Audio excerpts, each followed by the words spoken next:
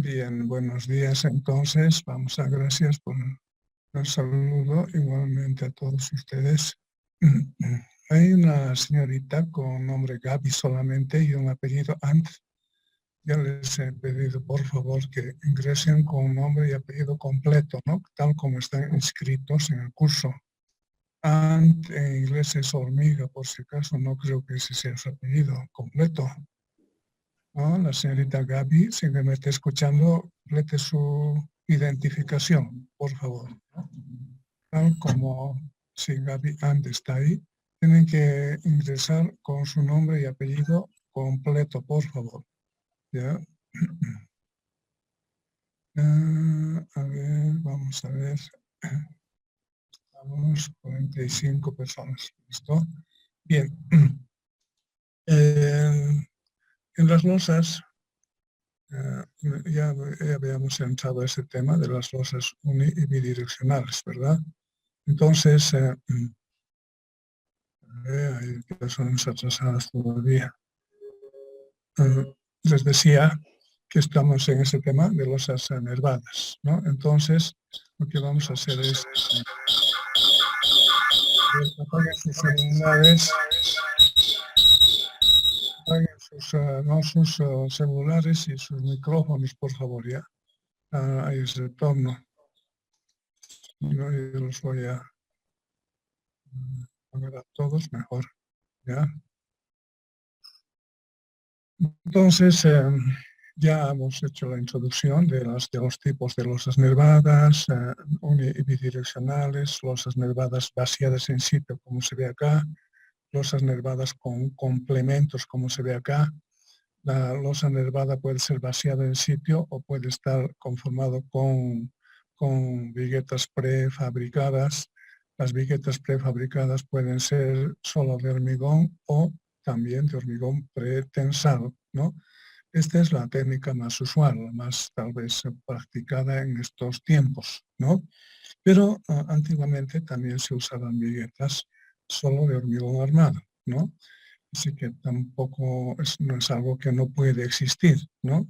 Y no este no es el único tipo de vigueta, ¿no? Su perfil de esta vigueta es la más común, ¿no? Usan Pretensa, Confretex y varias empresas, pero hay otras empresas que no son tan conocidas. Hay viguetas prefabricadas que llegan más arriba, inclusive llegan hasta el nivel donde está el empasillado de la carpeta de compresión, ¿no?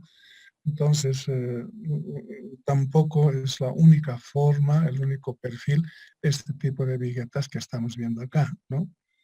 Bien, eso ya hemos comentado. Después hemos hablado de los aspectos principales, cómo se origina, por qué se origina, cuál es el objetivo.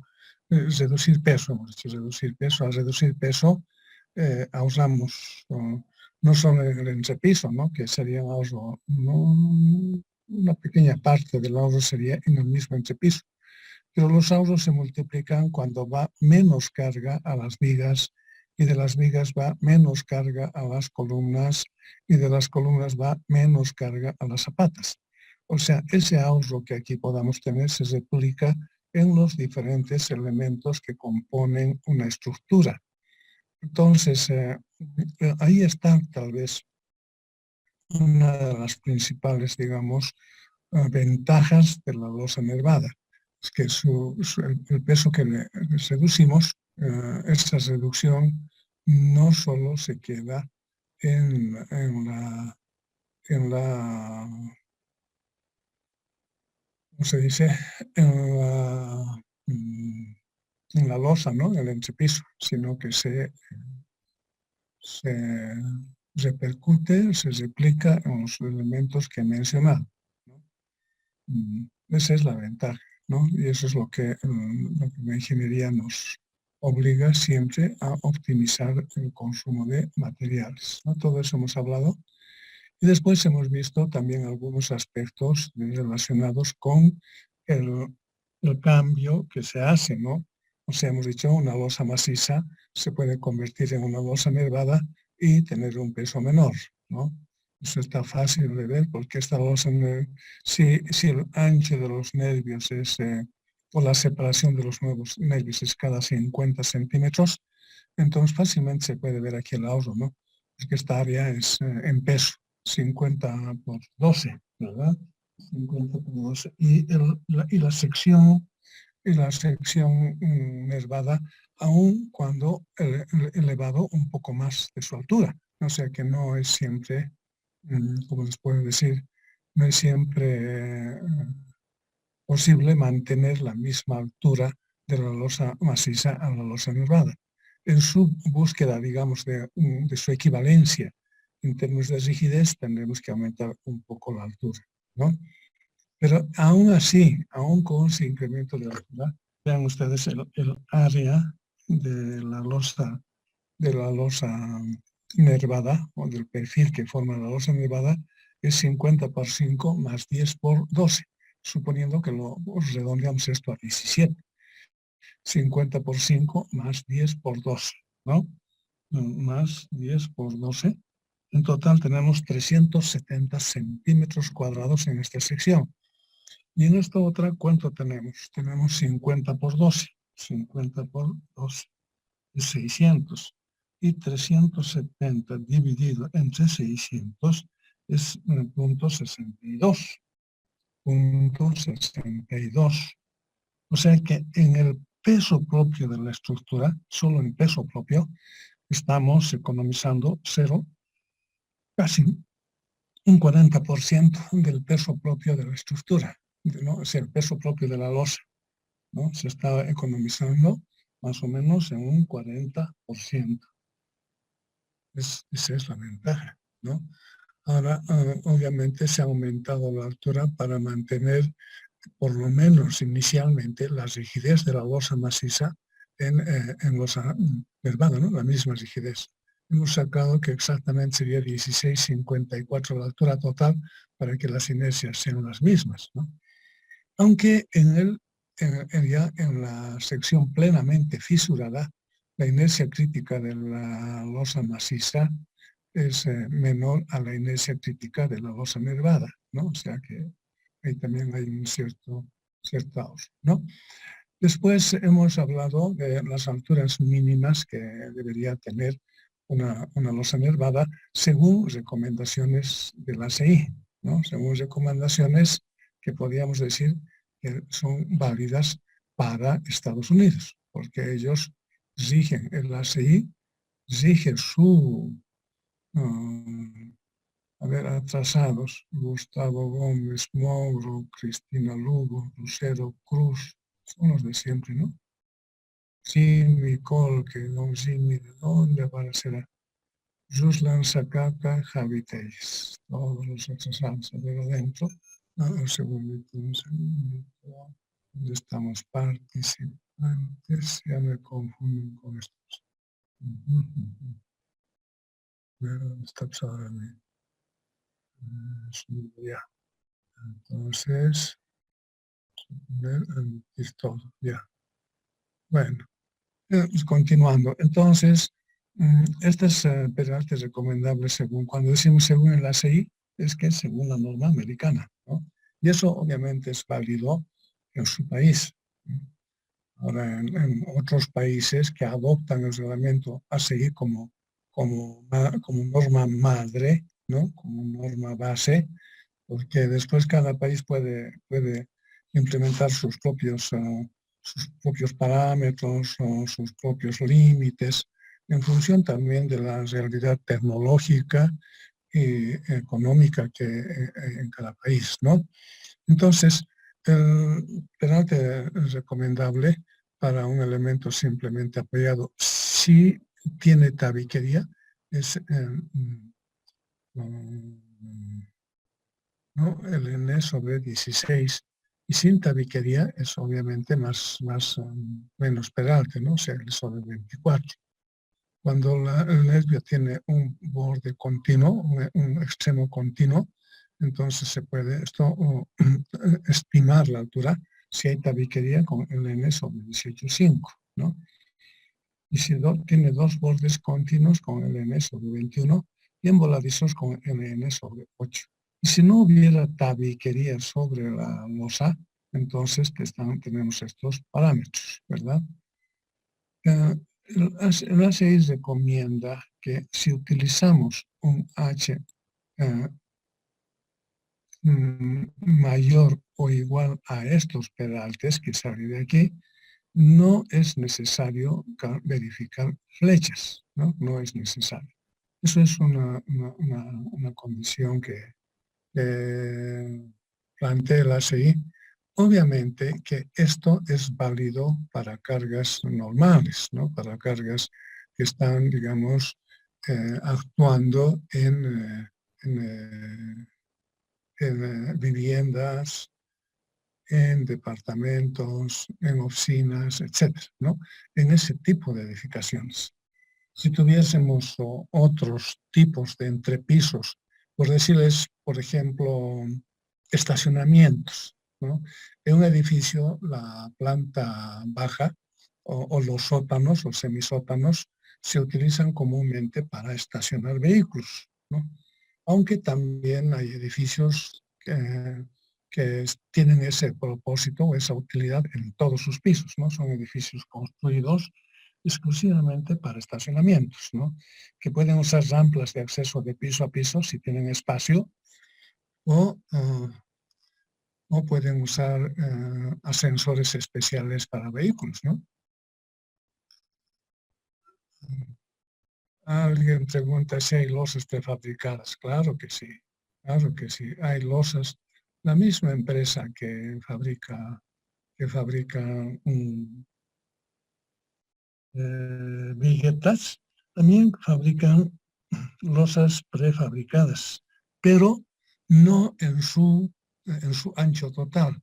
Normalmente fabrican losas prefabricadas con un ancho de 60 centímetros o 80, un metro, hasta ahí, hasta un metro, que resulta muy pesadas también, ¿no? Entonces, para manipular es un poco complicado hacer con más ancho, ¿no? Hay losas prefabricadas, ¿no? Con hormigón preesforzado, o sea, con hormigón normal, o sea, tendría mucha altura, son complicadas. Aún haciendo preesforzado, la losa, la losa como tal prefabricada contiene vacíos internos, ¿no? Huecos circulares mayormente. Tampoco es macizo prefabricado 100%. Les voy a mostrar alguna imagen para la siguiente clase, ¿no? Bien, entonces les estaba explicando ese tema, ¿no? De que estas alturas son propias para, obviamente, el país de donde se origina el reglamento, ¿no? Y tampoco en el CBH, o sea, en la adecuación de la CI a la norma boliviana en base a la CI, no se ha cambiado prácticamente nada, ¿no? Todo esto se mantiene. O sea, quien usa la norma boliviana, y yo estoy usando a ustedes con la norma madre, que es el reglamento americano, ¿no? Bien, entonces,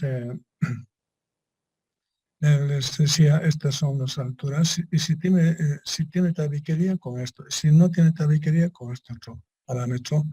Y si nosotros colocamos una altura mayor o igual a lo que nos da este parámetro, pues no sería necesario calcular flechas, porque ya les había comentado más antes, en el cálculo de entrepisos, no solo tenemos que ver cálculos en el área de la resistencia como tal, sino tenemos que también verificar condiciones de servicio.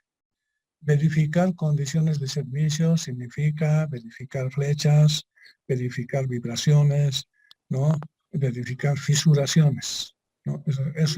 Son 3 puntos concretos cuando hablamos de verificación de condiciones de servicio.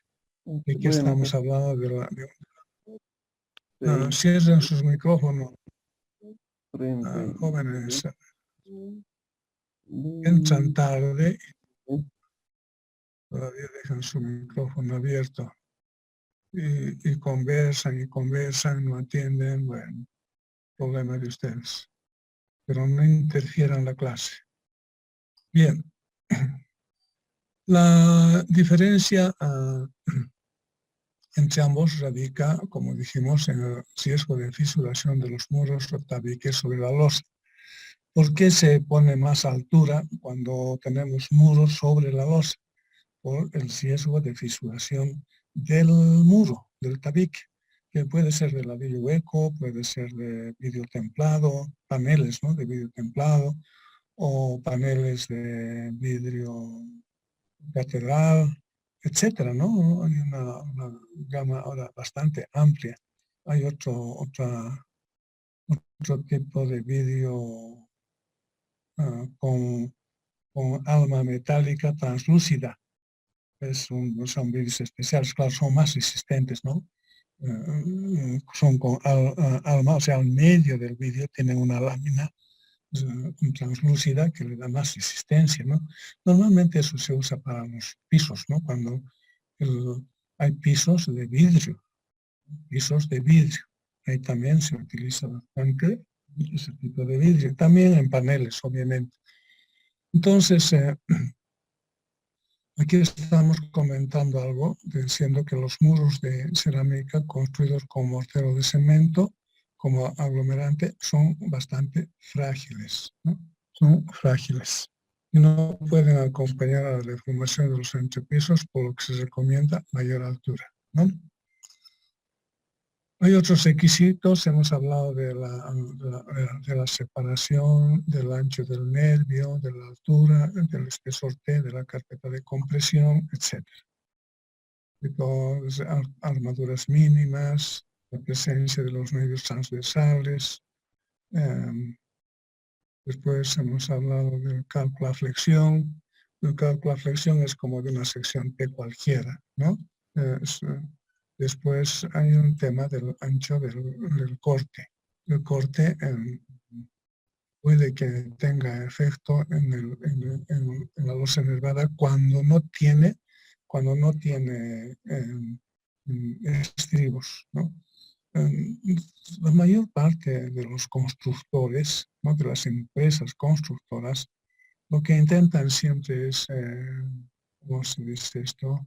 Intentan siempre ahorrar acero, ¿no? El constructor siempre va a buscar la manera de ahorrar acero. Entonces, cuanto menos estribo pongan en los nervios, mejor para ellos. Sin embargo, hay que tener cuidado con el corte, con el cortante, y hay que verificarlo como corresponde. En un ejercicio vamos a ver ese tema.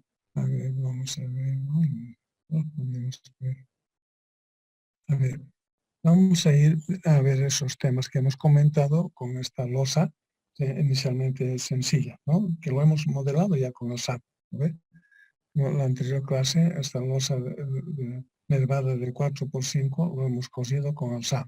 Ahora vamos a volver a hacer el ejercicio, pero manualmente, ¿no?, para que puedan comparar ustedes uno con otro, ¿no? Entonces, vamos a ver este mismo panel. Lo estoy usando así, un panel sencillo y elemental para explicar los aspectos más esenciales del cálculo de la losa, ¿no? Obviamente, de este ejemplo pocas veces van a ver en su práctica profesional, siempre van a verlo. Losas nervadas son un poco más complejas, ¿no?, con ciertas continuidades, pero como por ejemplo para este entrepiso que hemos utilizado como losa maciza, de antemano podemos convertirlo o lo vamos a convertir en un entrepiso nervado. Pero aquí ya hay continuidad, ¿no?, de un panel con otro entre paneles, ¿no? Y eso vamos a verlo después. Pero para explicar los aspectos más importantes del cálculo de losas, vamos a usar esta losa sencilla, ¿no?, de 4x5. La losa nervada, obviamente, es un conjunto, o podemos asimilar a un conjunto de vigas T, ¿no? Entonces, podemos agarrar uno de esos nervios, un elemento de la viga T, y calcular ese elemento de forma manual. Ese es el cálculo que se llama cálculo como cuerpo libre, ¿no? Para ver ese tema de la deformación, etcétera, vamos a suponer que en este entrepiso hay un muro que está cruzando transversalmente a los nervios a una distancia de 1,20, que más o menos es la distancia mínima para un pasillo, ¿no? Para un pasillo de unas viviendas, tal vez para oficinas se necesita un poco más ancho, ¿no? Pero es el mínimo, ¿no? 1,20.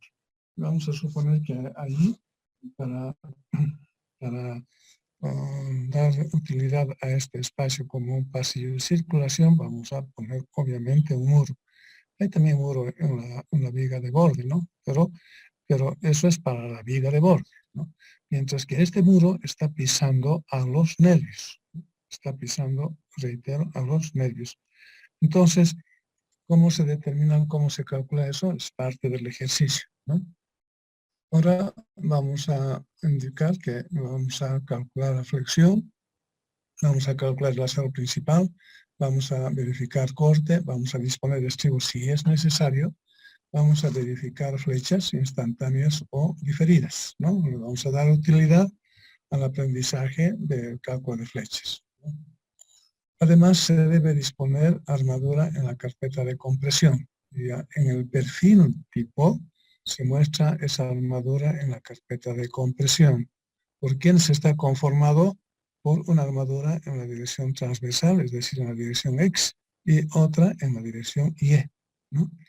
Entonces, la armadura en la carpeta de compresión es considerado, ¿no?, como una armadura para una losa maciza, solamente que es en una sola cámara, ¿no?, y en ambas direcciones.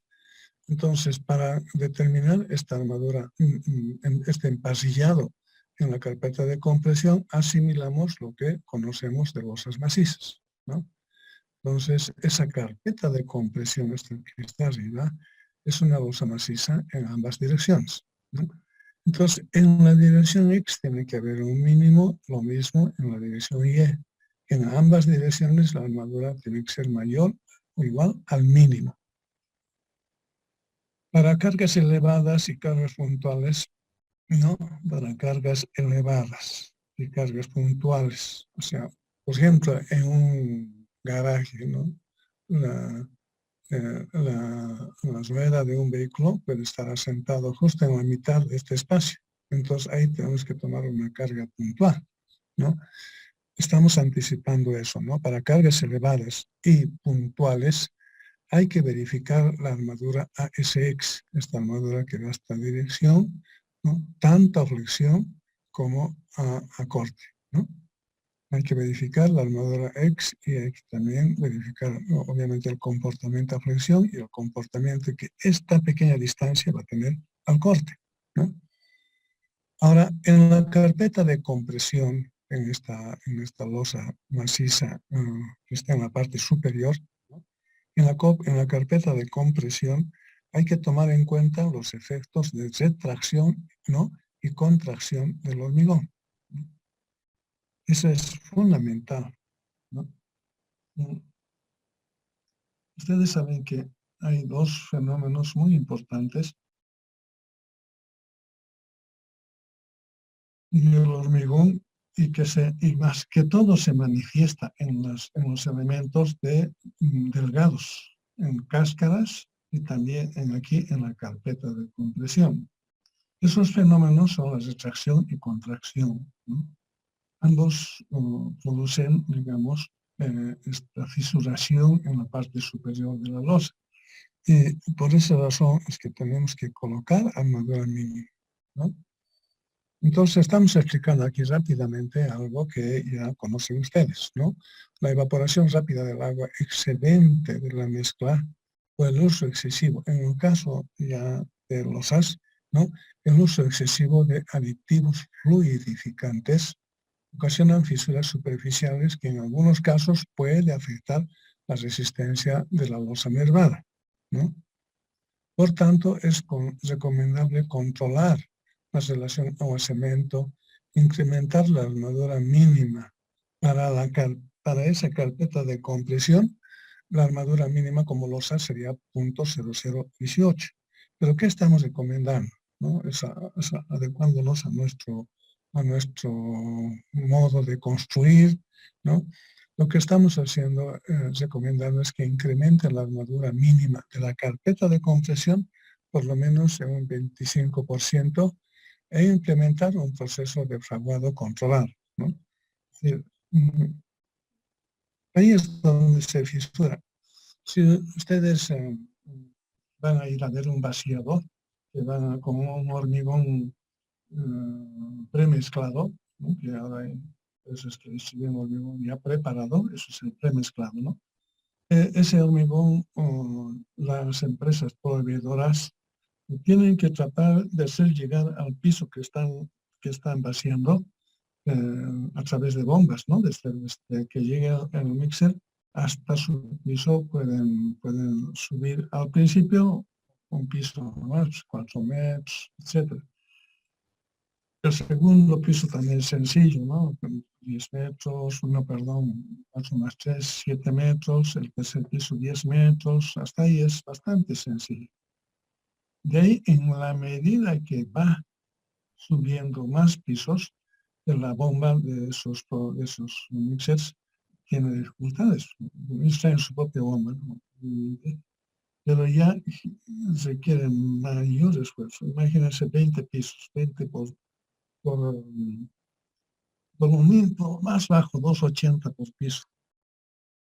¿De cuántos metros? Son 56 metros de altura. Entonces ya la bomba, llevar el bombeo, ya es un problema de capacidad, potencia de la bomba, etc. Y cuanto más seco es la bomba, la mezcla, más sufre la bomba. Mayor esfuerzo tiene que realizar y a veces no puede subir un hormigón completo. Si preparamos un hormigón con una relación agua-cemento menor a 0,50, acuérdense, la empresa proveedora va a tener dificultades terribles. ¿Qué hacen ellos para resolver ese problema? Poner el fluidificante, ¿no? Eso hay productos sí que fluidifican la mezcla, ¿no? Lo hacen más trabajable, ¿no? Incrementan el nivel de trabajabilidad de la mezcla, pero artificialmente, usando aditivos. Y esos aditivos, si se ponen en exceso, increíblemente generan fisuraciones en la carpeta de compresión. A eso me refiero en esta parte, ¿no? La evaporación rápida del agua excedente de la mezcla o el uso excesivo de aditivos fluidificantes ocasiona fisuras superficiales. Obviamente no, si fuese una fisura total hasta de abajo arriba, ya sería grave, ¿no? En el espesor de la losa estamos hablando de los 5 centímetros. Algunas veces se ha presentado, ¿no? Se ha presentado ese fenómeno. Y en la primera lluvia ha empezado a llover abajo también. O sea que también filtraciones terribles cuando no hacen un buen vaciado de la carpeta. Entonces hay que cuidar eso, ¿no? A eso nos referimos. Bueno, en este entrepiso que vamos a practicar, ¿no? Vamos a poner un peso propio de la losa enervada. Vamos a incorporar, digamos, ese peso propio. Luego, el peso propio está dividido en el cálculo aquí en dos partes. Uno de la carpeta de compresión y otro de los nervios, ¿no? Esta carga que vamos a determinar en este momento es carga por unidad de área. Nuestra unidad de área en nuestro medio es 1 metro cuadrado, ¿no? Los americanos usan como unidad de área a pie cuadrado. No sé qué, van a tener cuidado con ese detalle. A no ser que esté, digamos, el texto transcrito con cambio de unidades, ¿no? Puede ser, hay textos que utilizan inclusive ambos sistemas, ¿no? El sistema americano, donde usan pies, pulgadas, etcétera, y el sistema internacional, ¿no? Bueno, entonces, peso propio, 0,05 por 2.400, es la carpeta de compresión, y esto es del nervio, ¿no? Ahora, aquí si ven en el perfil tipo, no sé si han notado, si es vaciado en sitio, tenemos que, y si utilizamos Cristian Flores, Mauricio Armijo. Les decía, ¿no? Si hacemos un entrepiso nervado vaciado en sitio, obviamente que tenemos que colocar encofrados, ¿no? Metálico o de madera, o utilizar complementos, ¿no? Más liviano de plastoform, más pesado de cerámica. Entonces, estos complementos tienen siempre una cierta inclinación. Hay lados que son totalmente verticales, ¿no? Y si es encofrado, o se genera, digamos, una losa nervada con encofrado de madera o metálico, es recomendable siempre dejar una inclinación para sacar el encofrado con facilidad. Porque si lo hacen un vaciado totalmente vertical, van a tener problemas. Aunque su encofrado sea metálico, igual van a tener dificultades. Entonces siempre es necesario darle una cierta inclinación. Entonces, para efectos del peso propio, ¿no? Para efectos del peso propio, usamos una base promedio entre esta dimensión y la de abajo. Para cálculo estructural vamos a ignorar esa parte, vamos a trabajar con una sección rectangular del ancho igual al ancho de la parte baja de la sección T. Aquí digamos que si nosotros, como se decía, agregamos una pendiente, aquí les damos una pendiente de 1,5 centímetros a cada lado, en total sería 13, ¿no? No, 2 centímetros a cada lado mayormente, ¿no? Si utilizamos 2 centímetros de 10 sería 10. ¿Cuánto he utilizado? A ver, aquí estoy utilizando 11, ¿no? Aquí la pendiente que tiene, estoy usando un promedio de 11 centímetros, ¿no? O sea que si es 1 centímetro a cada, 1,5 centímetros a cada lado, la pendiente. Entonces tendríamos 10 más 3 dividido entre 2, es más o menos 10 más 13, ¿no? Entre 2 es aproximadamente 11,5. Entonces estamos usando esas pendientes para darle un poco más de facilidad al desencofrado. Entonces tenemos un promedio de 11 centímetros, ¿no? Ese punto, ese peso de la parte nervada, para no dejar a un lado, digamos, ese peso adicional por la inclinación, tomamos 10, 11, mejor dicho, por 15, de 17 de altura, 5 más 12 es 17, ¿verdad? Entonces, el peso propio podemos, si queremos afinar el cálculo, ¿no? Podemos tomar con ese promedio, punto 11 por 0,15 por 2.400, ¿no? Ahora, si, por ejemplo, usan casetones cuadradas o rectangulares, en ese caso serán los 10 centímetros más, ¿no? Todo dependerá de cómo hacen el encofrado, ¿no? De la parte nervada. Luego tenemos el peso del piso más la carpeta de nivelación y el peso del cielo, los pesos normales, ¿no? La carpeta de nivelación no pasa de 4 centímetros en estos casos, ¿no? De 4, máximo 5 centímetros. Y a veces en algunos ambientes se vacía una carpeta más gruesa. Habrá que tomar previsiones para ello, ¿no? Y luego tendríamos la sumatoria de peso del cielo, etcétera, 340 kilos por metro cuadrado. Estas cargas que estamos viendo acá es por metro cuadrado. Ese es ¿cómo les puedo decir? Es el peso que existe en un área de 1 metro por 1 metro.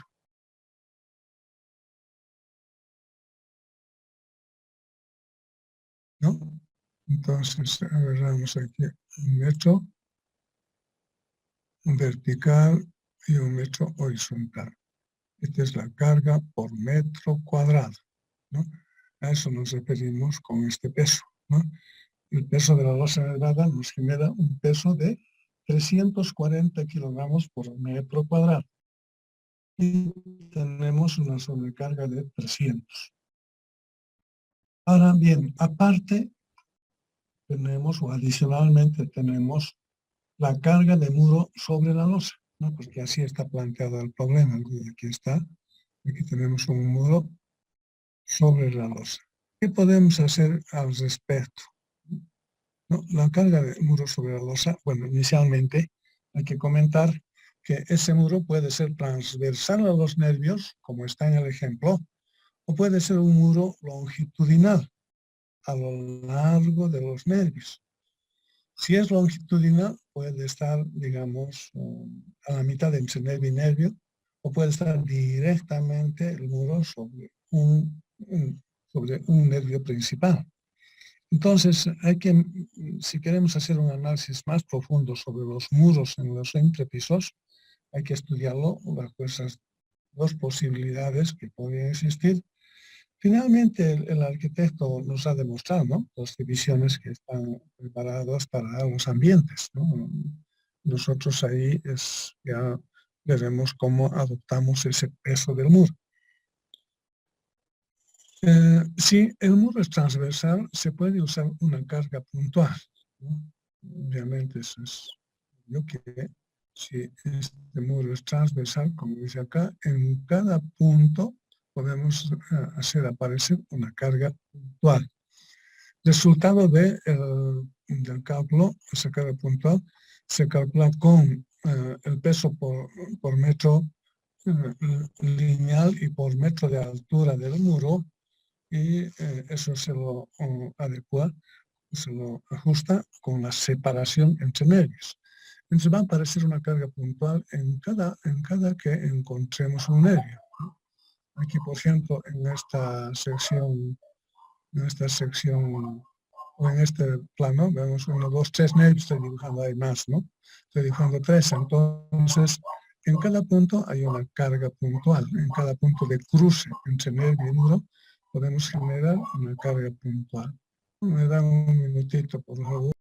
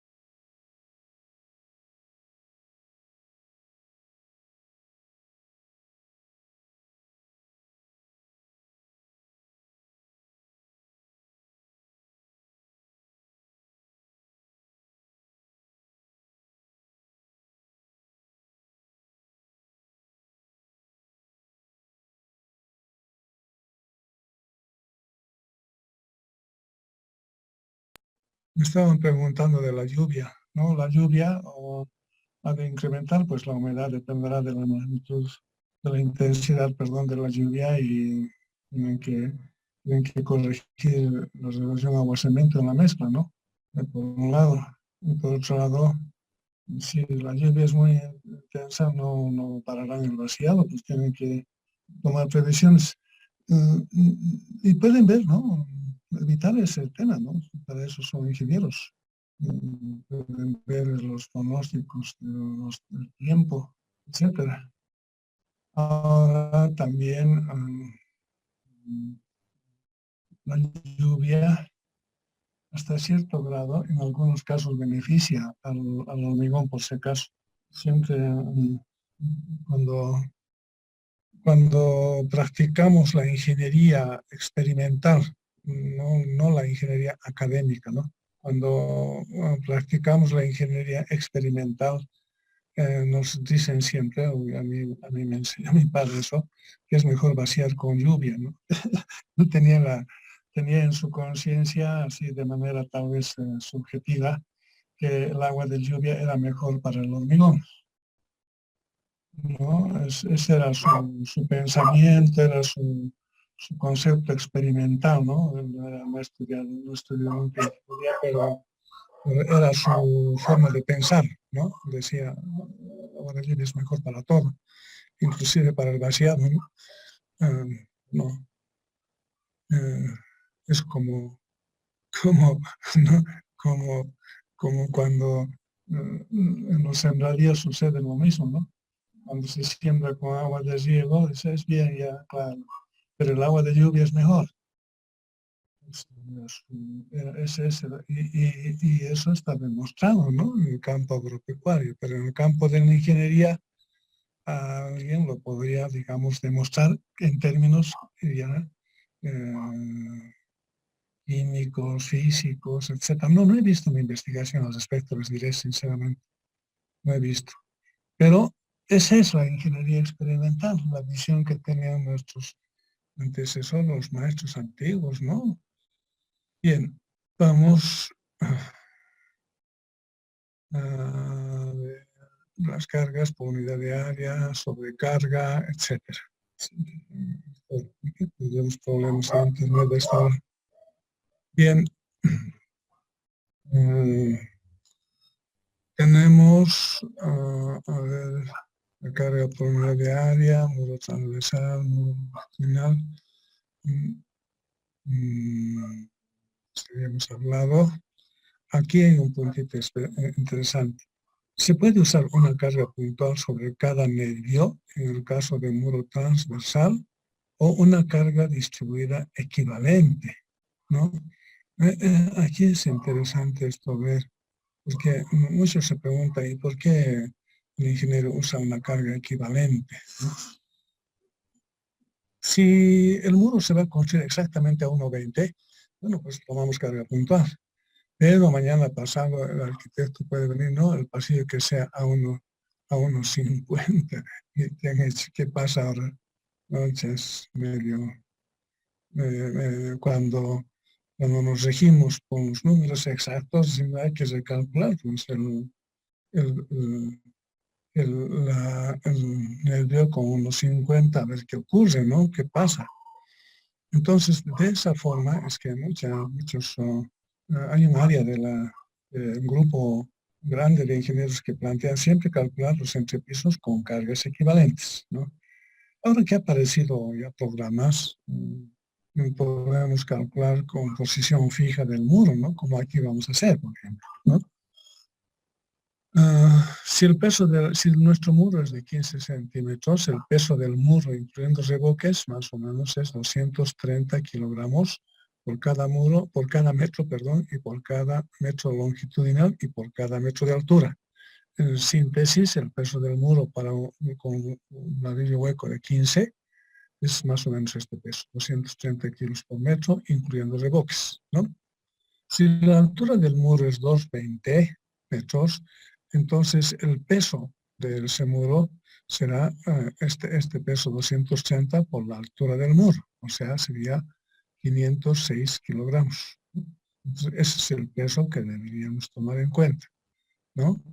El peso del muro por, por cada metro de altura, ¿no? O sea, 506 kilogramos, aquí tendría que ser por metro, tal vez estoy ahí mostrándoles mal la unidad de SG, creo que hay que decir que es por metro. Entonces, veamos con esto, ¿no? Por metro, por eso así, por metro lineal, ¿no? Entonces, si mayoramos estas cargas que tenemos, 340 el peso por metro cuadrado por 1,2, la carga viva 300 por 1,6, tenemos 408, 480. Y si la carga puntual es 506, entonces mayoramos, sería 1,2 por 506. Es el procedimiento tradicional de establecer las cargas, ¿vale? Ahora, la carga por nervio, porque aquí hemos sacado por metro cuadrado.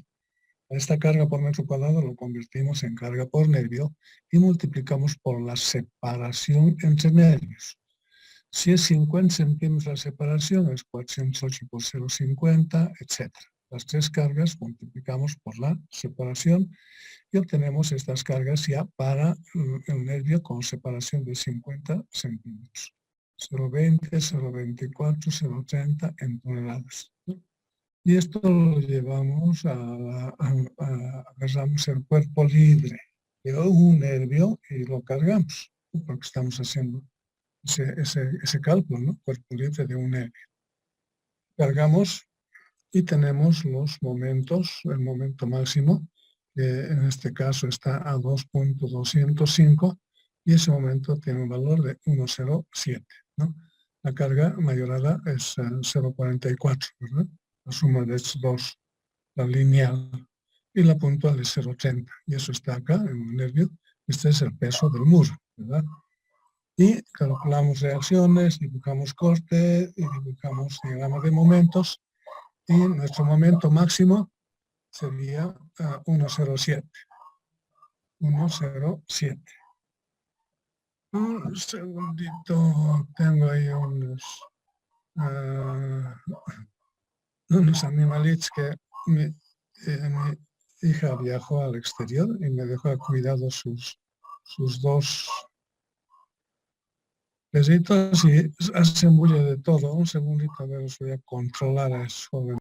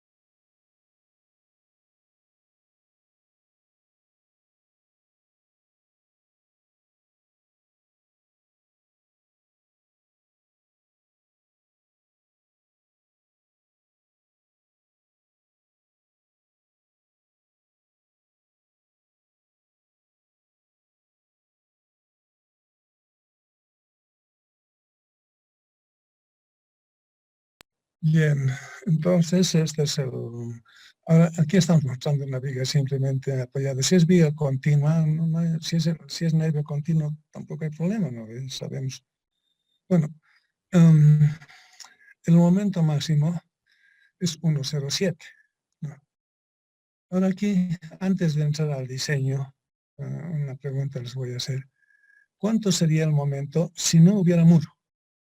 ¿Cuánto fuese el momento si no hubiera esta carga puntual, en otras palabras? A ver, hagan sus máquinas de calcular. ¿Cuánto es? Si no hubiese el muro, ¿cuánto sería el momento? A ver, calculen. Mándenme resultados. A ver. pueden, jóvenes, a ver en sus máquinas de calcular, señoritas. Jóvenes. A ver, 0,88, correcto. 0,88. ¿Cuál es la diferencia? 1,07 menos 0,88. La diferencia es 0,19 toneladas metro. Ese es el momento, ¿no? La diferencia es 0,19. Es el momento último que produce el muro, ¿no? Esa diferencia es lo que produciría este peso, esta carga. Ahora, ¿qué carga distribuida uniforme de extremo a extremo generaría ese momento, esa diferencia de momentos de 0,19? ¿No? La pregunta es esa ahora. ¿Qué carga distribuida genera ese momento de 0,19? ¿No? La diferencia de momentos de 1,07 menos 0,88 es lo que origina esa carga puntual. Pero ahora decimos que carga uniformemente distribuida a lo largo del nervio produciría ese momento 0,19. Carga distribuida genera un momento que es igual a Q por L cuadrado sobre 8. ¿Vale? Q L cuadrado sobre 8. Muy bien, ese Q L cuadrado sobre 8 es igual a 0,19. De ahí despejamos Q. ¿Cuánto es? A ver, jóvenes, ¿cuánto es esa carga distribuida uniforme?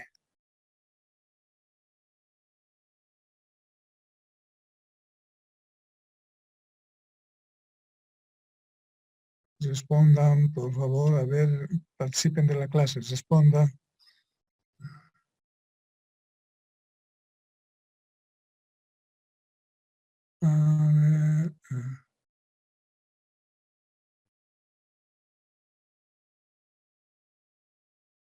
A ver, la señorita Martínez, a ver, corresponda, ¿cuánto es? Martínez Bani. No sé si será su nombre completo, estoy anotando acá. Martínez Bani. ¿Cuánto es el valor de esa carga? Señorita Martínez, comuníquese. Señorita Martínez Bani, ya le he hecho la pregunta, responda. ¿Cuánto es la carga? No, no responde. 15 puntos menos. Por si acaso, ese es el sistema que estamos aplicando. A ver quiénes han respondido. Erlan, Rodrigo. Tienen que estar atentos a la clase, por favor, online, ¿no? A ver, vamos a ver. Yo les estoy anticipando que no me responsabilicen, ¿no? Son cosas sencillas, elementales, pero que sirven para controlar si está uno presente. Señor Bedia, Carlos Bedia, ¿cuánto es el resultado? Bedia Carlos, comuníquese, mande un mensaje. Bedia Carlos.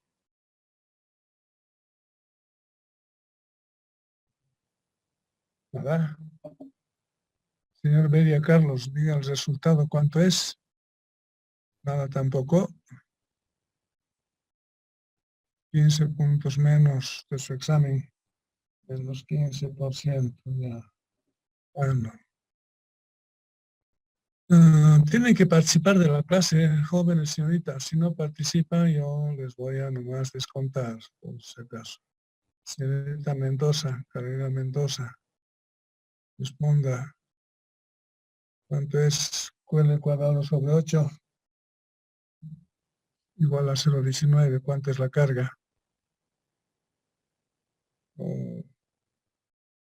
Tienen que participar de la clase, jóvenes.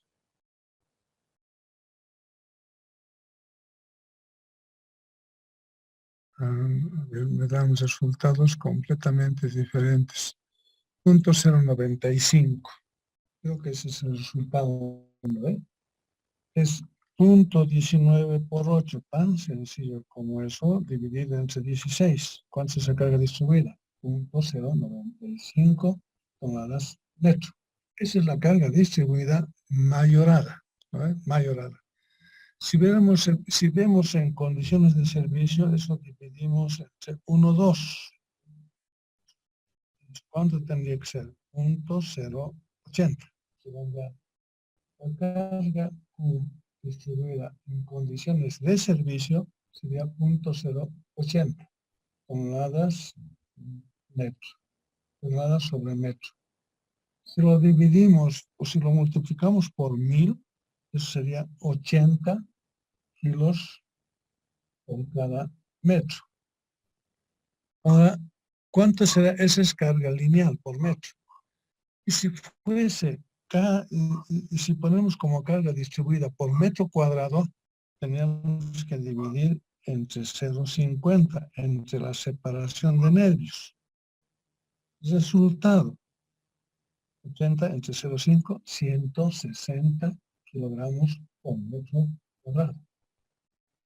Entonces, mi carga equivalente, si ustedes han hecho seguimiento, mi carga equivalente en kilos por metro cuadrado de este muro no es 0,54 ni 61, es 0,095.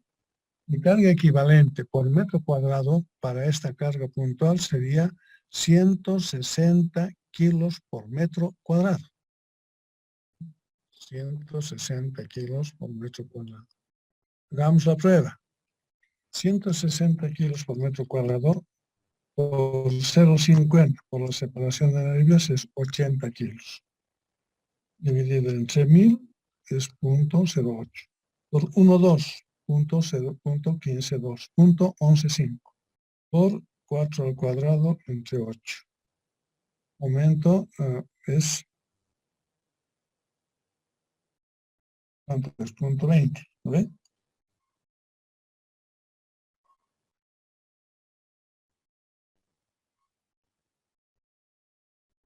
$32,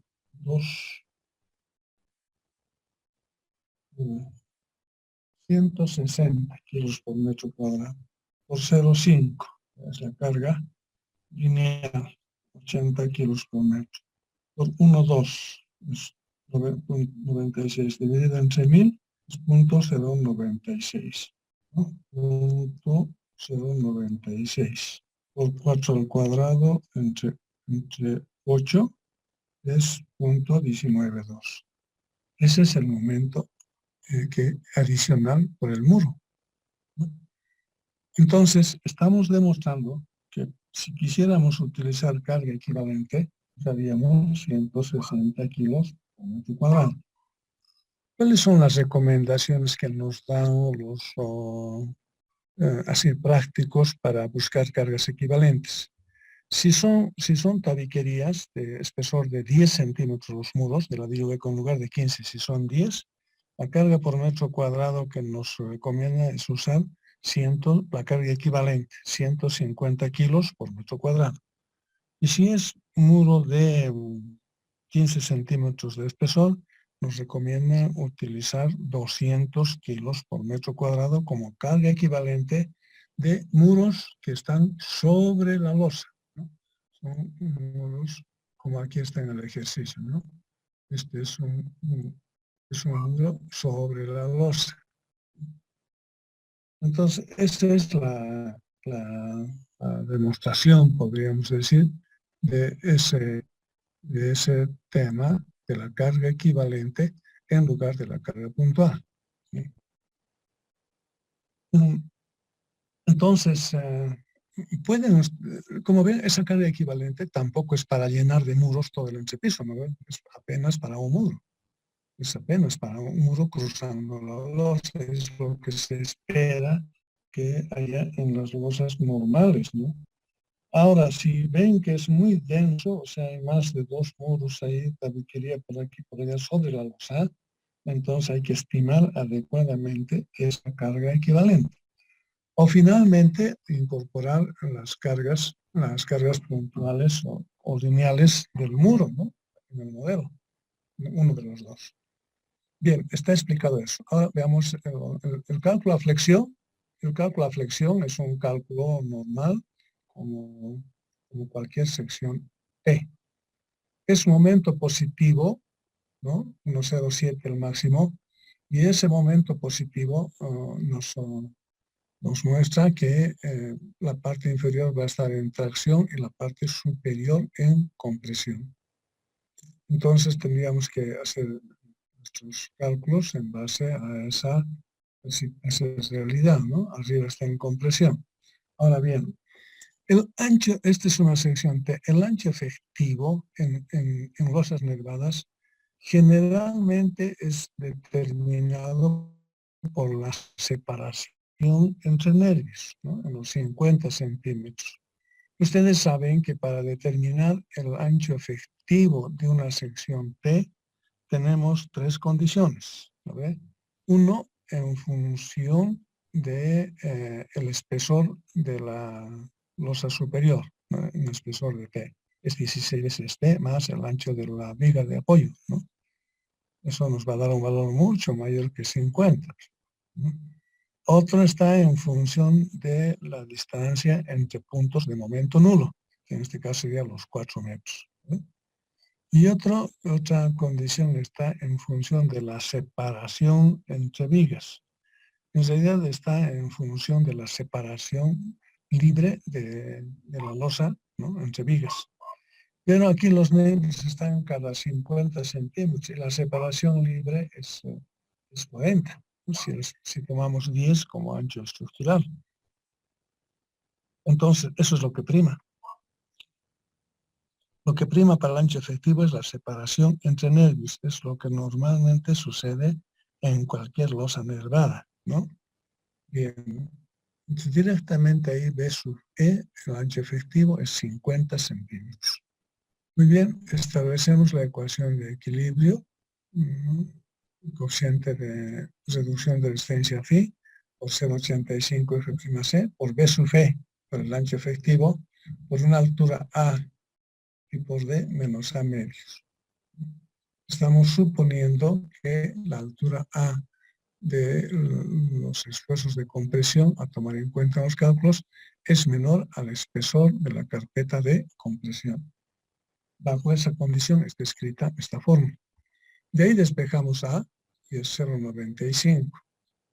A sobre 0,85 es 1,12 menor al C máximo. Y con eso calculamos área de cero, que es 0,85 de F más C sobre FY, pero el ancho efectivo B sub F por A, ¿no? Por la altura A. Sale 2,02. Si aplicamos ecuaciones paramétricas para A menor a T, también vamos a tener los mismos resultados, ¿no? Entonces, hagamos lo siguiente, verifiquemos estos cálculos, ¿no? En su plenitud, ¿no? Desde aquí, desde el momento máximo, si prefiere, corte, momento máximo, después resolver esta ecuación de segundo grado, cálculo A, C, área de cero, y repetir el cálculo con ecuaciones paramétricas. Sabemos ya que si la altura A es menor a T, podemos calcular el área de cero usando las ecuaciones paramétricas, pero teniendo el cuidado de usar como base el B efectivo, o sea, 50 centímetros. ¿no? Entonces, no se olviden de eso, el ancho efectivo, ¿no? de,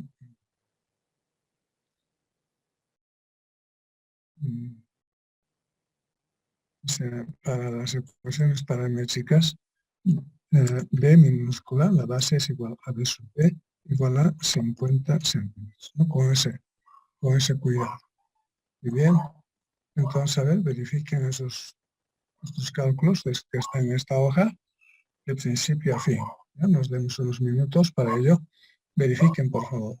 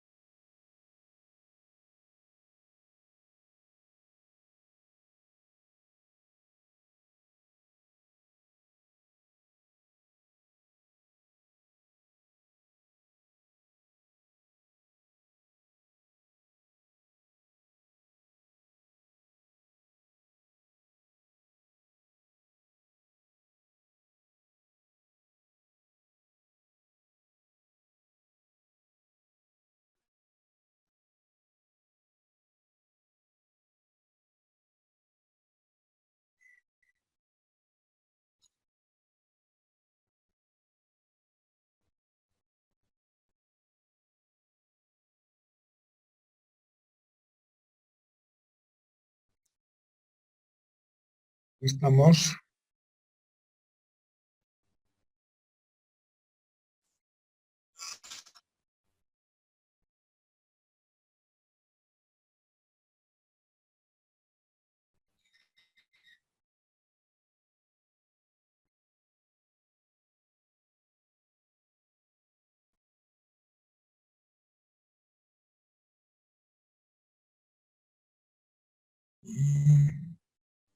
Bien.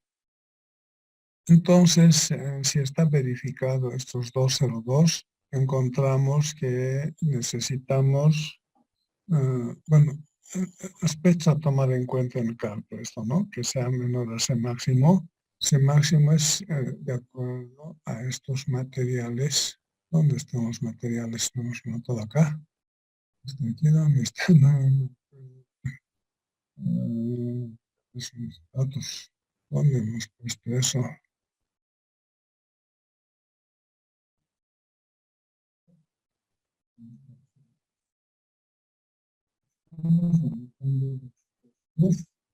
Y 210 para base y para hacer 4200. Así estaban verificando, ¿verdad? A ver, vamos a ver eso, ¿no? 35,6. Por eso les decía eso para ratificar todo.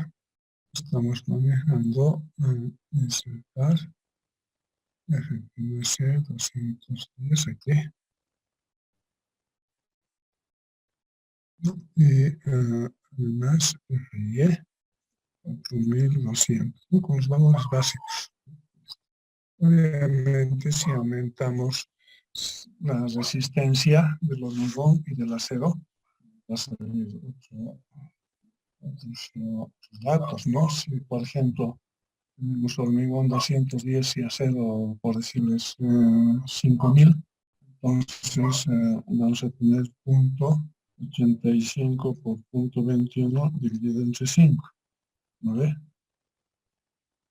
Punto 85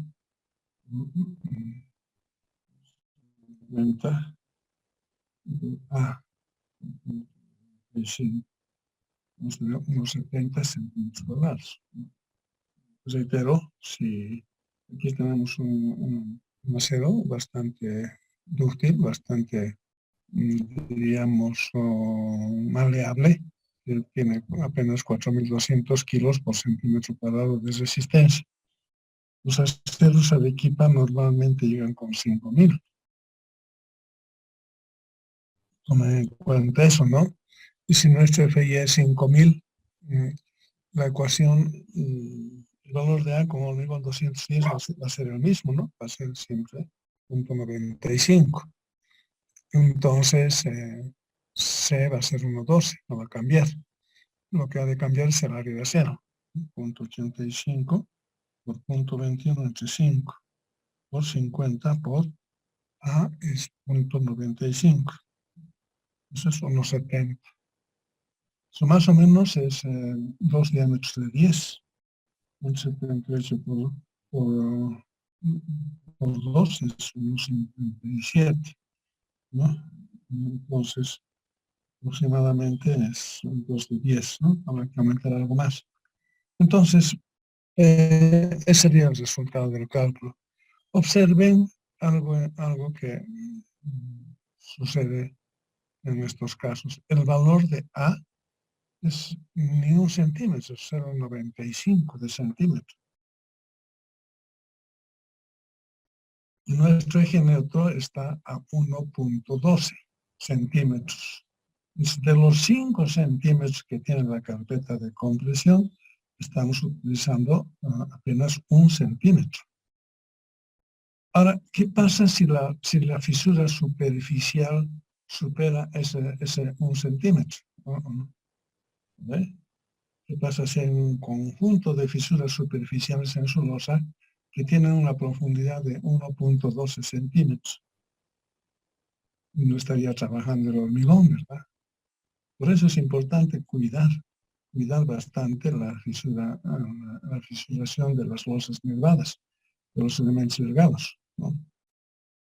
Entonces, si por ejemplo hay dos fisuras muy cercanas en estos 50, es como si ese sector, digamos, entre fisura y fisura, corriera el riesgo de disgregarse y a no trabajar. Eso, el tema de la fisuración, otras veces he explicado eso, vamos a dibujar dos fisuritas aquí cerca, digamos, aquí hay una fisura. Aquí. Digamos que se presenta una fisura aquí y otra fisura cercana aquí, otra fisura cercana aquí, longitudinal o transversal. ¿Qué ha de suceder? Si hay una fisura longitudinal también, porque eso se llama el cuarteado, ¿no? Cuarteado es porque por aquí he dibujado mal, pero también hay, lo que quiero decir es que no solamente hay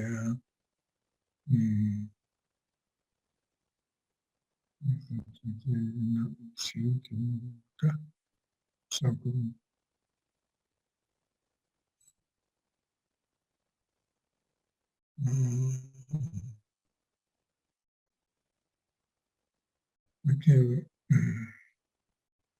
un borrador este borrador, ¿no? Ya. Hay una fisura longitudinal también y eso es el efecto del cuarteado de la losa. Entonces es como si esa parte superior no existiera. Si la fisura superficial ingresara un centímetro, ¿no?, de los 5, nuestro peralte efectivo reduciría a 13,50, suponiendo que esa parte se va a cuartear y ya no se va a disgregar, ¿no?, por efecto del cuarteo. Entonces, automáticamente es como si no existiera esa parte fisurada en la parte superior. Y automáticamente nuestro peralte efectivo va a bajar a 13,50 si es que la fisuración llega a 1 centímetro. Y calculemos nuevamente la sección con 13,50.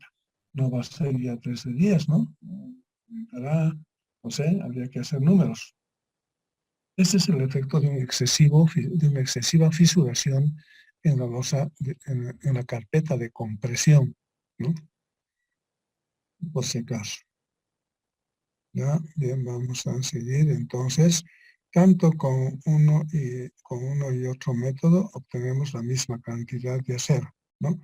Lo único que tenemos que hacer cuando usamos ecuaciones paramétricas es usar una base igual al ancho efectivo entre medios, que es 50 centímetros. Bien, seguimos. ¿Qué hay respecto al corte? Ya sabemos que la armadura por flexión, ¿cuánto debe llevar? ¿Qué tenemos respecto al corte? Respecto al corte, antes de la 619, nosotros lo que hacíamos era aceptar la contribución del hormigón, ¿no?, en función de 0,53 raíz de fibra C, ¿no? Y desde qué punto no colocamos archivos, no es necesario colocar archivos. Desde phi por b sub c sobre 2, desde la mitad de este valor podíamos dejar a un lado la implementación de los estribos, ¿no? Esa era la norma hasta antes del 2019. Con la ASEI 2019, la contribución del hormigón, cuando no hay estribos o cuando hay estribos pero menor al mínimo, la contribución del hormigón ahora se calcula con 2,1 lambda por lambda sobre C por la cuantía del acero en tracción elevado a 1/3 por raíz de F'(C) por B por D. Los tres términos son similares, ¿no? La antigua, no la actual, es lo mismo, ¿no? O sea, raíz de F'(C) por B, W por D. Lo que ha de cambiar es ese cociente 0,53. En resumen, entonces 0,53 es cuando colocamos archivos por lo menos el mínimo en ese sector que estamos calculando, y es 2,1 por raíz por la cuantía elevado a la 1/3. Lambda es un factor de peso, o sea, más bien es un factor sí. Si el peso específico de nuestro hormigón es cerca de 2,4, se usa uno nomás, es un hormigón de peso normal. Pero si incorporamos en ese piso elementos, materiales que pueden alivianar la mezcla, entonces en ese caso en lambda usamos 0,75. ¿No? Lambda es por eso un factor en función del tipo de hormigón. De peso normal 1, alivianado 0,75. Lambda sub S es un factor de Peralta, ¿no? Ese también es un nuevo factor incorporado en la 619 que ya en la materia de hormigón 1 ya les hemos explicado, ¿no? Mientras D es menor o igual a 25 centímetros, ese lambda sub S es 1. Nuestra losa nervada tiene un D menor de 25, entonces lambda S es 1. La cuantía, ese doble que ven allá, es la cantidad de acero que estamos poniendo dividido entre el área del alma. Vale decir que es 3 de 10, 3 por punto 785, dividido entre 10 por 12. Perdón, por la altura total es 17. Entre B por D, en realidad, entre B 10 y D es 14,5. ¿No? Esa es la cuantía. 0.0162, ¿no? Área de acero entre B doble por D. ¿No? Repitiendo, área de acero es 3 por punto 785, dividido entre B del nervio, sí, 10, y dividido entre el Peralta efectivo, 14,5. Resultado 0.0162. Si hacemos cálculos con ese 0.0162, con esto, encontramos que BC es 1,12, parecido a este valor, ¿no? Además, en el caso de una losa nervada, o sea, en el caso de que tenemos un conjunto de vigas T, se reconoce un 10% adicional a la contribución del hormigón. Para toda losa nervada, el tema corte es válido este incremento de B sub C o phi por B sub C en un 10%, ¿no? Eso es válido para cualquier sección, para un conjunto de vigas T, inclusive para las vigas T aisladas, igual se reconoce un 10%. Entonces, nuestro valor de phi por B sub C será 0,75 por 1,10, ese factor del 10% significa multiplicar por un 10 por 1,12, 0,92.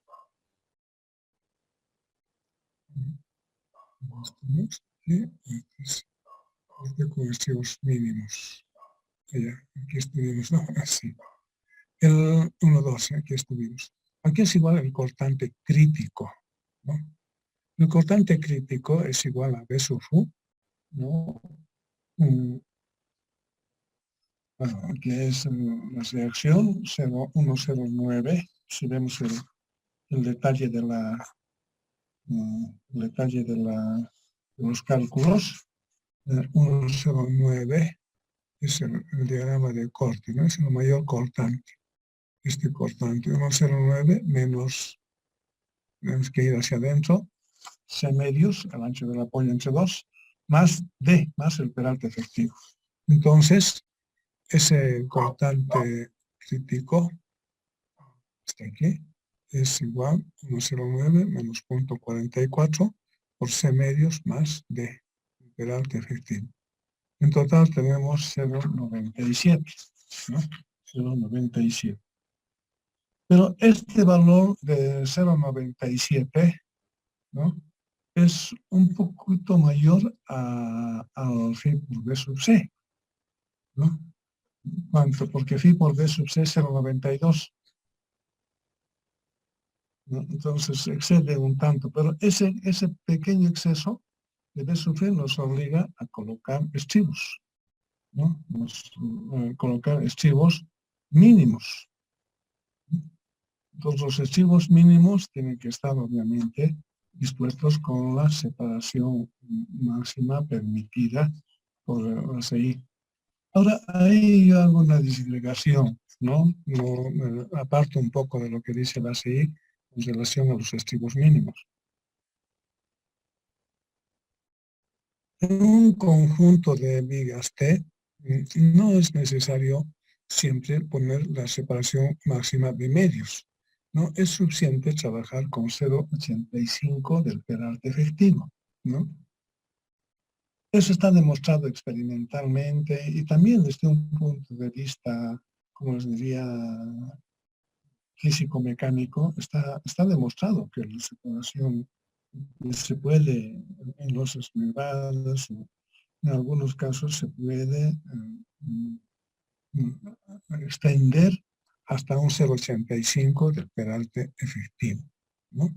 Entonces, utilizando esa normativa o ese valor experimental, podemos poner como separación 0,85 para la armadura mínima, ¿no? 0,85 de 14,5, que es el peralte efectivo. Eso es 12 centímetros. Entonces la armadura mínima será 3,5 por 10 por 12 entre 4.200, 0,10 centímetros cuadrados. Si disponemos diámetro de 5 milímetros cada 12, ¿no? Entonces será el diámetro de 5, su área unitaria es 0,20, ¿no? 0,20 centímetros cuadrados. Por 2, por las dos ramas, sería 0,40. ¿No? Inclusive una sola rama sería suficiente, ¿verdad? Lo que requerimos es 0,10 o una sola rama vertical, entonces ya tendríamos 0,20. Y por dos tenemos por dos ramas verticales que generan un estribo, tenemos 0,40 centímetros cuadrados mayor al mínimo. Entonces tendríamos que nosotros colocar, digamos, en ese espacio faltante, ¿no? En ese espacio donde sobrepasamos al 0,92, tendríamos que colocar estribos de diámetro 5 cada 12. Claro, no son muchos, ¿no? Porque hasta alcanzar 0,92, ¿cuánto tenemos que recorrer? ¿No? Aplicamos la ecuación del cortante, es 1,09 menos 0,44 por x, 0,92, ¿no? Y x de ahí sale 0,89. Entonces, perdón, como x es 0,89, ¿no? Esto de arriba. Como x es 0,89, sale de esta pequeña ecuación, ¿no? 0,89 metros.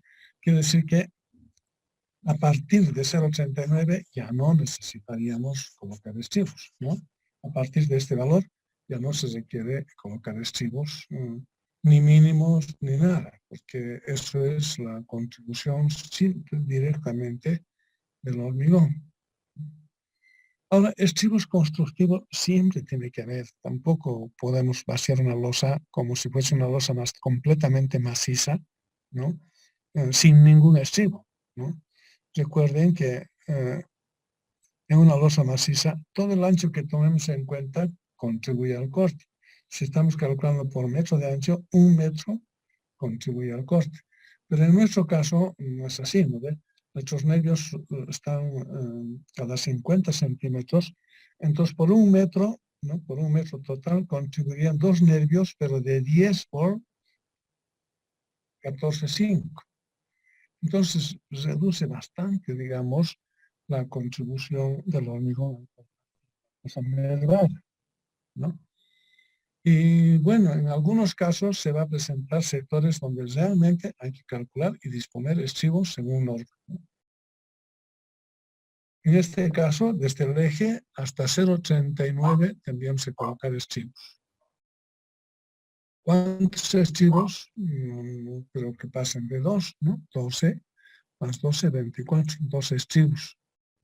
Pero sí, ya nos obliga a colocar 2 o 3 estribos. En lugar de calcular estribos, se puede implementar una zona maciza hasta los 39 centímetros. Pero ya en el plano colocar 39 no tiene sentido, no es nada práctico. Entonces los redondearemos a 40 centímetros.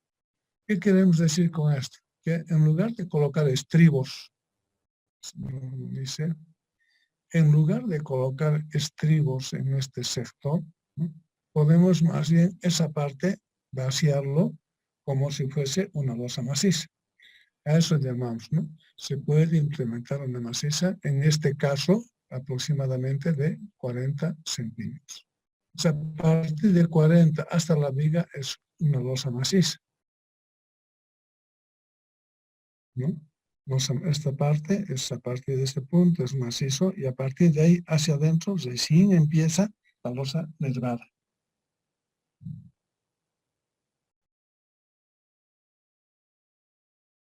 Cuando tengan alguna dificultad en losas nervadas con el corte, o colocan estribos, o de alguna forma pueden también, si no es muy grande la distancia de coser, pueden implementar una zona maciza, como estamos mostrando acá en la figura.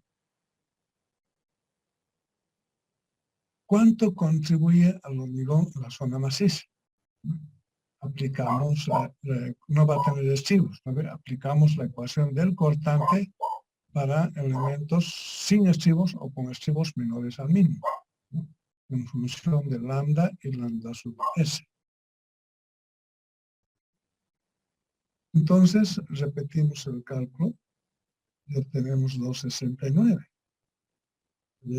Hagan esa verificación. B sub C, el phi por B sub C, en la parte maciza, ¿no? Es decir, vamos a ver el corte aquí. Si vemos el corte en este sector, la fisura potencial va a estar más o menos ahí, ¿no? Desde la cara del apoyo hacia arriba. Entonces, el estribo tiene como objetivo, ¿no?, coser esa fisura potencial. Aquí viene el estribo, aquí viene el estribo, etc. Ese efecto tiene. Pero si aplicamos una losa maciza, no va a ser necesario este estribo hasta llegar a 0,40. Y a partir de 0,40 hacia adentro tampoco vamos a necesitar ya estribos, ¿no? Entonces simplemente colocaríamos a lo largo del nervio, colocaríamos estribos constructivos, ¿no?, que generalmente es diámetro 5 o diámetro 4 cada 60 centímetros. Eso como estribo constructivo, ¿no? Diámetro de 5 milímetros o de 4 si se pueden conseguir cada 60 centímetros. Eso es lo que estábamos persiguiendo en la losa nervada, ¿no? Utilizar estribos lo menos posible. Y estos serían simplemente los constructivos.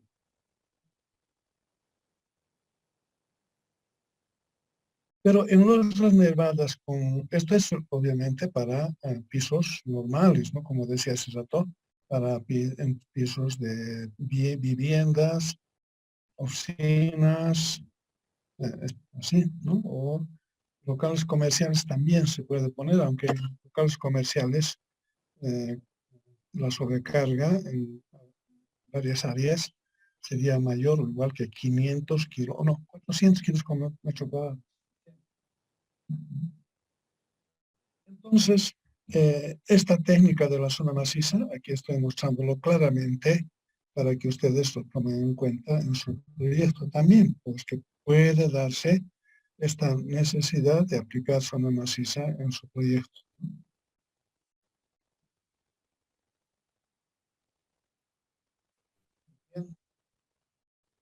Entonces, eso. Miren, la zona maciza, la losa, en lugar de 10 va a cambiar esto, va a ser 50, la base va a ser 50, ¿verdad? Si hacemos un corte, si la separación entre nervios es 50 centímetros, este valor de la base va a ser 50. El peralte efectivo es 14,5, no va a cambiar eso. Haciendo operaciones, ¿no? Vamos a tener la cuantía, ¿no? Aquí este factor hay que demostrar. La cuantía En realidad es la cantidad de acero que estamos llevando dividido entre B por D. Hagamos eso. No está anotado acá, pero podemos demostrarlo. 3 diámetros de 10, 3 por 0.785, dividido entre la base. Para la sonda maciza la base es 50 por 14,5 el peralte efectivo, ¿no? Entonces, no es 50, perdón, un segundito. Entonces, para corte la base es 10 o más, pues, disculpas. Y entre 10 por 14,5. Eso es 0.0162 elevado a la 1/3. Eso es, ¿no?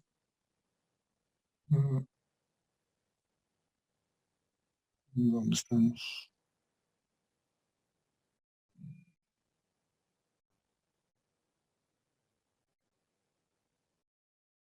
Por 2.1 es 0.53.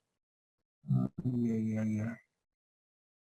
Aquí algún número está medio que no coincide. A ver, un segundito, hay que repasar en esto un poquito. A ver, estamos viendo la zona maciza. La zona maciza. La zona nervada tiene base 10, la zona maciza tiene base 50. 3 diámetros de 10 dividido entre 50, entonces, dividido entre 14,5, ¿no?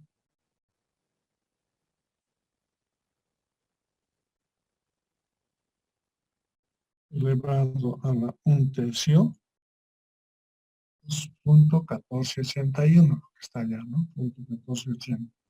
Por 2.1, por 2.1, es 0.311. Por raíz de 10, por raíz de 10, raíz de 210, perdón, por 50, por 14,5, dividido entre 1000. ¿Vale? Eso es 3,26,7 por 0.75 por 1,10. Eso es G por B sub C, 2,69 toneladas.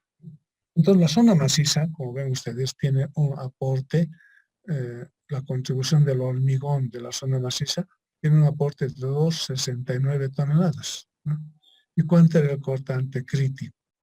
El cortante crítico es apenas 0,97. Entonces la zona maciza contribuye con bastante mayor carga resistente, ¿no? Entonces, esa es una técnica que normalmente se coloca en las losas nervadas cuando hay alguna dificultad con el corte. Entonces, con esta zona maciza ya no se requiere colocar estribos en el nervio, ¿no? Sino simplemente implementar estribos de carácter constructivo, ¿no? Entonces, diríamos eso, insertar. No es que no va a tener estribos, ¿no? Va a tener siempre, pero disponer estribos solo constructivos. ¿Y para qué? ¿Por qué constructivos? Porque tenemos que mantener fijos los aceros, ¿no? Si no vamos a colocar ningún tipo de estribo, esos aceros se van a mover por todo lado, ¿no?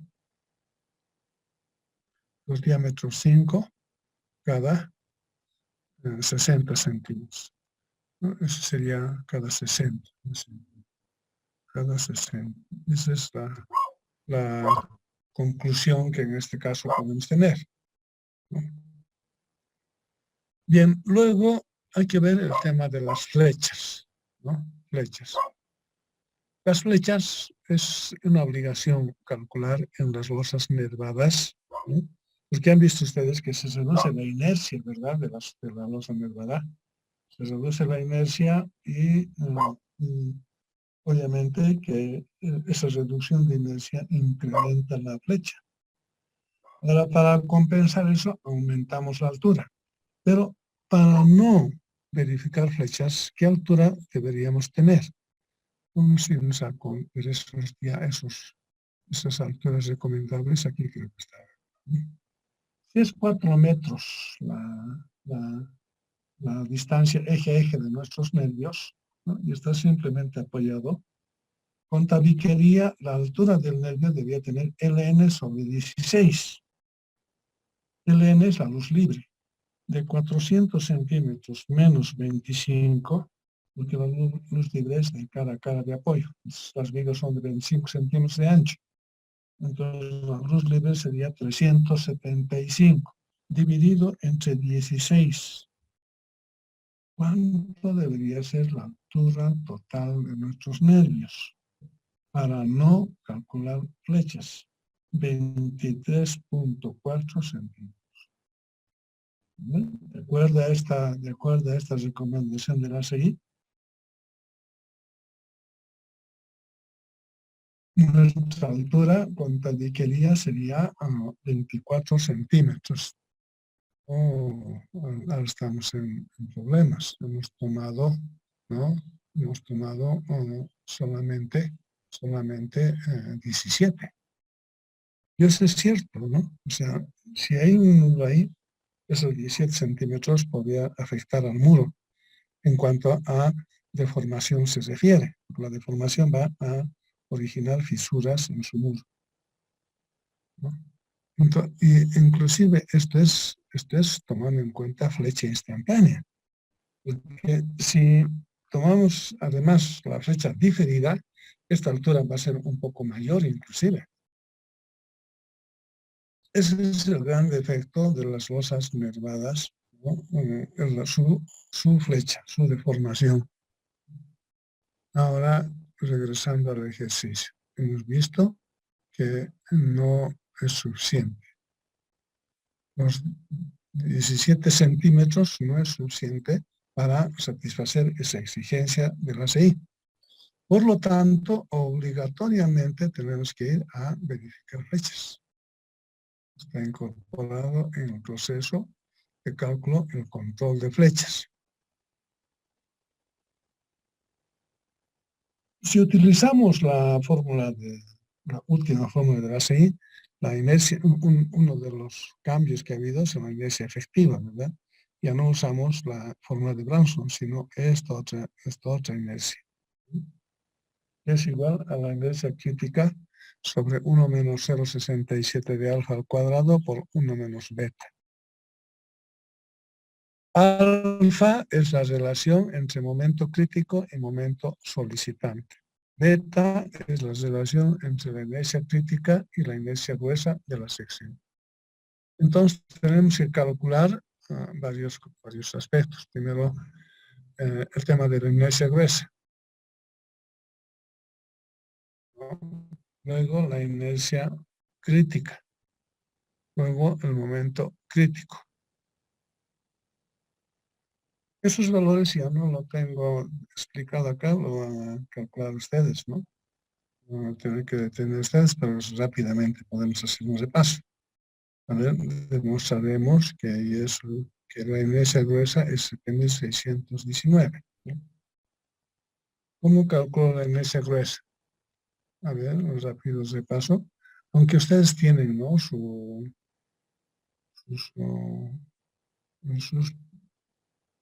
las programables tienen inserto el tema de la inercia gruesa de cualquier sección, ¿no?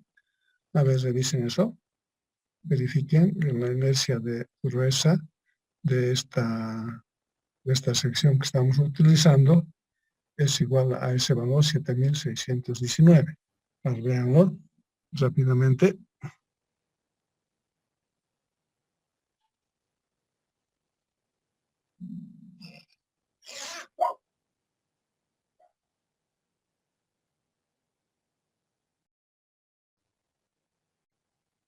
A ver qué hora tenemos. 9:46, ya se va a acabar el tiempo, ¿no?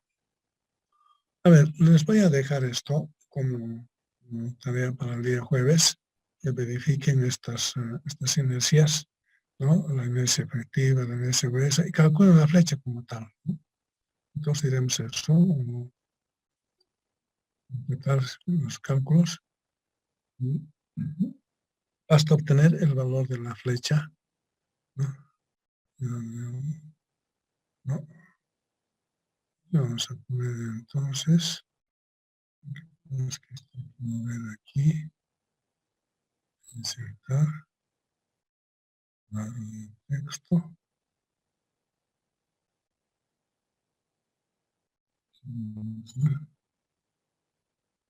Vamos a completar el cálculo de la fecha, ¿no? Completar el cálculo de la fecha instantánea, la diferida, ¿no? Eso para el jueves.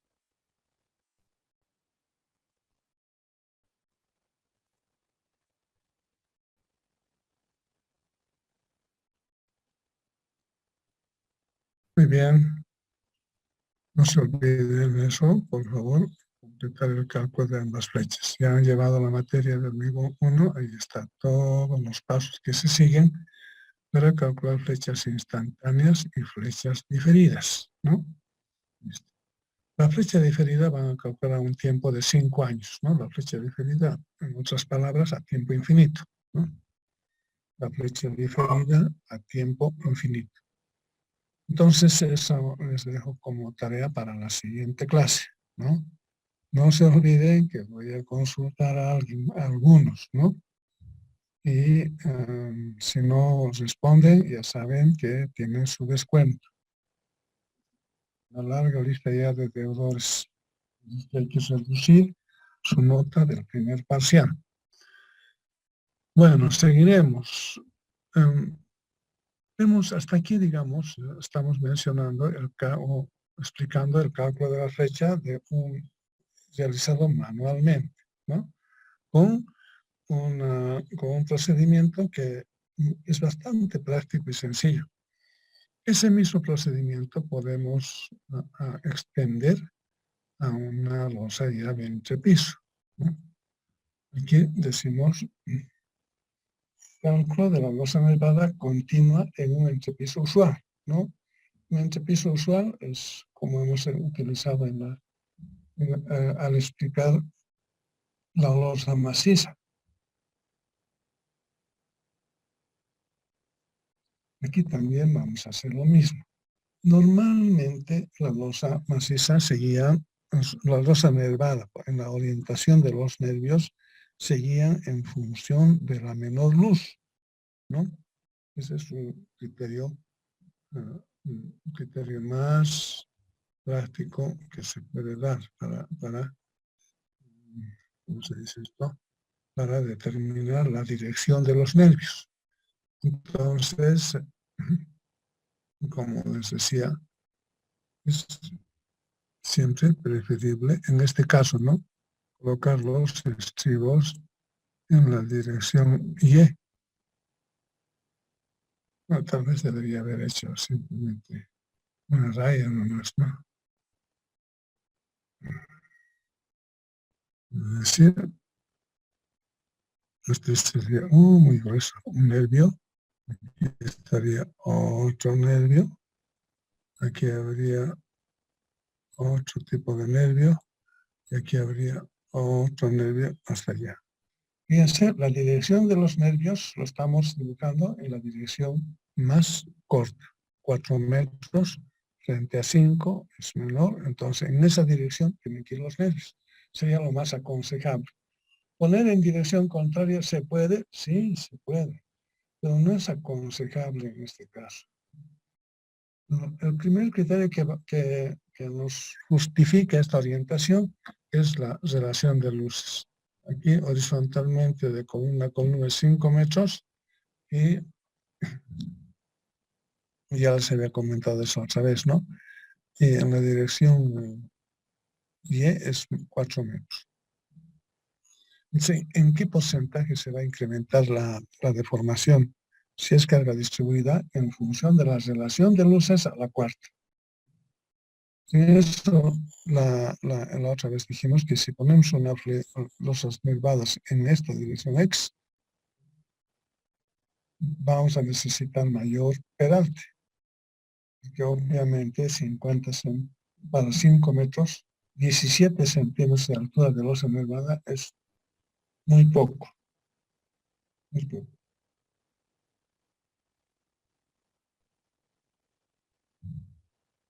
El otro, diríamos, factor que se toma en cuenta para determinar la dirección de los nervios es la presencia de voladizos, como aquí tenemos.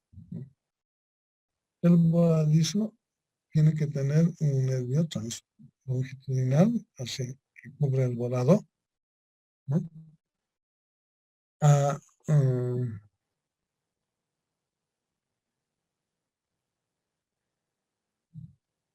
después, si el nervio tiene que estar en la dirección más corta del volado.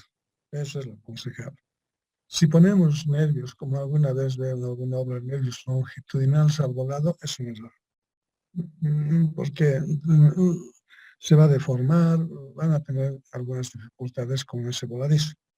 Es mejor siempre extender el nervio en la dirección del volado. Es mucho mejor tal como hemos dibujado.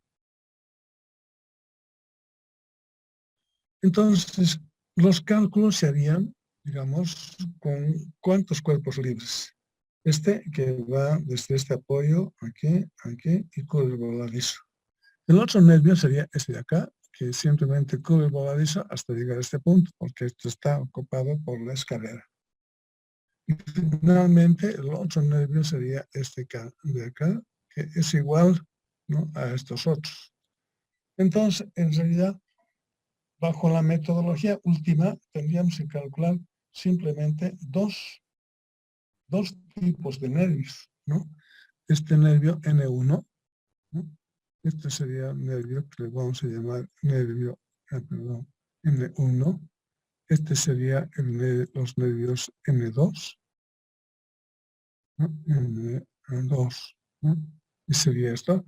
Y este es igual que el N1, ¿no? Es lo mismo. Este sería el nervio N1, ¿no? Lo mismo que esto. Entonces, a la cuenta, para este entrepiso tendríamos que calcular solamente dos nervios, tomándolos como cuerpo libre, ¿no? Este primer nervio sería apoyado, apoyado, apoyado, voladizo. Es como una viga continua de dos vanos y un volado. El nervio N2 sería considerado como un vano, como el que hemos hecho, ¿no? Un vano con voladizo. Es isostático eso. Y el último nervio N1 es similar, este último nervio es similar al N1. Hemos dicho cómo se puede calcular. Bien, entonces este es el próximo punto a tratar, ¿no? El cálculo de la losa nervada ya con cuerpos libres integrales, ¿no? Que respeten la continuidad de la losa. En losas continuas el espesor de la losa varía un poco, el espesor mínimo. Entonces, ya lo vamos a ver la siguiente clase, si mantenemos esos 17 o los reducimos o lo aumentamos, ¿no? Bien, entonces no se olviden de la tarea que tienen para la próxima clase, ¿no? Pues esto puede ser comentado, está perdido ahí.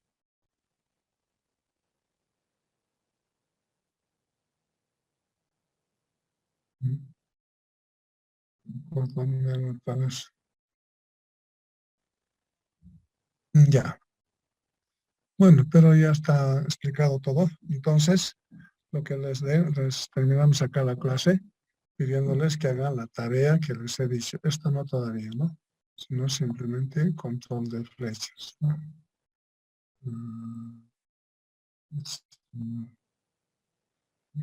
Entonces, esto es lo que tienen que hacer, completar estos cálculos acá, ¿no?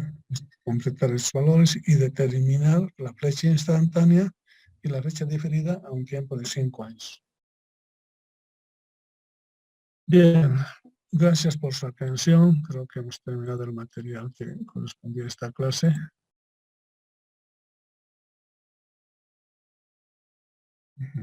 Gracias. Hasta el jueves. Ya les había comentado antes de que me retire, en caso de que va a ser actividad presencial desde la próxima semana o desde estos días, la materia tenemos que pasar en un ambiente donde exista la distancia social entre ustedes. Ahora veo 70, ¿qué ambiente será? Tenemos que esperar que nos den un ambiente apropiado, respetando la distancia social entre estudiantes, ¿no? Y que tampoco, no sé cómo habrán explicado eso, y entre tanto vamos a seguir nomás con la clase virtual porque sería un riesgo que entren a pasar clases los 70 alumnos en un ambiente pequeño, ¿no? Sería fatal. No podemos hacer eso. Tenemos que exigir que exista. Sí, la fecha diferida, dije tiempo infinito, ¿no? Para tiempo. Bueno, tiempo infinito es de 5 años adelante, ¿no? Como ya hemos hablado en el griego 1. Cuando calculamos la fecha diferida tiempo infinito, eso quiere decir que es de 5 años hacia adelante, ¿no? Les decía eso de las clases, ¿no? Para que tomen, digamos, nota del tema. Vamos a necesitar que para, bueno, una clase haríamos presencial y la otra virtual, ¿no? Entre tanto, las cosas se normalicen al 100%. No vamos a poder pasar clases todo el tiempo virtual, presencialmente. Y además, para que sea presencial, la carrera tiene que darnos un ambiente apropiado. Ahorita son 70 alumnos. Tenemos que exigir que nos dé un ambiente para 70 alumnos con distancia social, no apretados uno con otro. Para los exámenes, bueno, eso es otro tema. Para los exámenes vamos a pedir que nos den 3 o 4 ambientes, ¿no? Simultáneos para poder tomar a todos en uno solo, pero con la distancia social que corresponda. Entonces, no creo que inmediatamente, mientras no se cumplan estos aspectos, estemos en condiciones de pasar clases presenciales, ¿no? A pesar que han dicho que sí, que tenemos que empezar. Lo que pasa es que son 70 alumnos, ¿no? Entonces yo les anticipo eso, ¿no? Como ustedes entenderán, yo tengo algunas dificultades ya de salud, de base, que tengo que cuidar, pues lamentablemente, ¿no? Entonces ya llegará el momento en que me tengo que jubilar también, pero entre tanto tengo que tener cierto cuidado y ustedes también tienen que cuidarse, ¿no? Veremos eso qué es lo que sucede. Bueno, jóvenes, y entre tanto, hasta el jueves y gracias otra vez.